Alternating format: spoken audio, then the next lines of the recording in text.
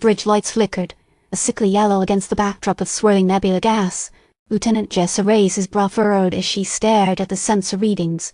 "Sir, I'm still getting anomalous energy signatures. They're fractal, like something's growing, but the pattern is alien." Lieutenant Commander Elias Thorne, a veteran of countless patrols, stifled a yawn. "Fractal, huh? Probably just some exotic space dust interacting with a magnetic field. Run a full spectrum analysis, Reyes, and keep me posted. He's been on the Daedalus for a rotation too long. The endless void, the constant vigilance of war on a man." Suddenly, the ship lurched violently. Alarms blare, bathing the bridge in a harsh red glow. "Shields down to 60%. Damage control reported," their voices tight with urgency. "Navigation systems offline. We're being pulled, sir. We're being drawn towards something." Thorne was thrown from his seat, the inertia slamming the breath from his lungs. "What's happening?" "Reyes, report." "I don't know, Commander. It's like a gravitational anomaly, but localized, intense, and it's interfering with everything." Then everything went white. Thorne gasped, his head swimming. He sat up disoriented on a cold metal floor. The air was thick with the smell of decay. He looked around.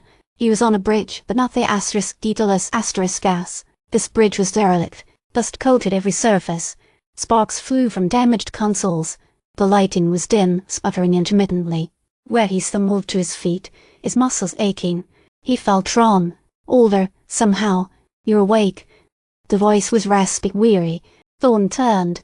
An elderly man stood before him, leaning heavily on a cane. His face was lined with deep regret, his eyes filled with a profound sadness. He looked familiar.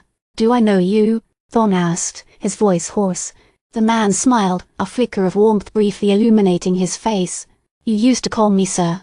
Recognition dawned. Elias Vance, his former commanding officer, a legend in the Terran Colonial Defense Force, a man Thorne had respected, admired, even feared years ago. But Vance was supposed to be retired. He was supposed to be dead. "Vance? But how? What year is it?" Vance sighed. "The year is 2347, but not the 2347 you remember. Things changed." "Changed? What do you mean?" The architects intervened. The name sent a chill down Thorne's spine. The architects. A myth.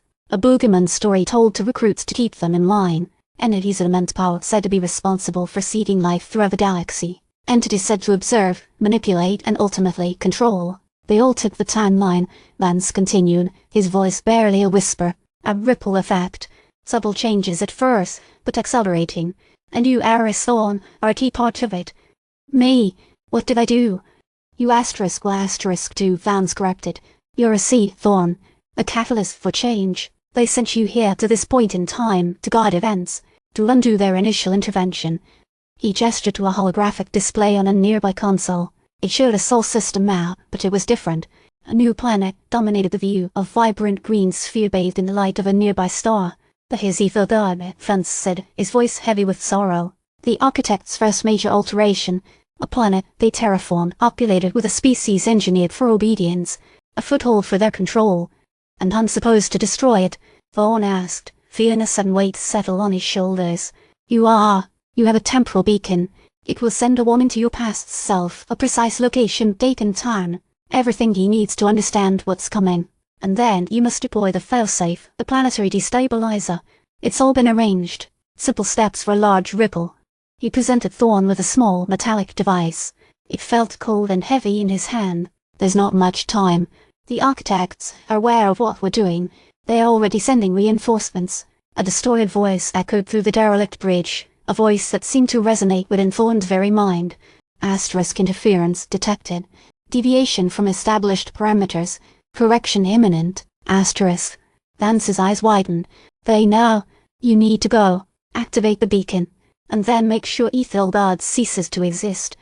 Thorne hesitated, the weight of the galaxy seemingly pressing down on him. He activated the beacon. A pulse of energy shot out, invisible, unheard. A message sent across the vastness of time.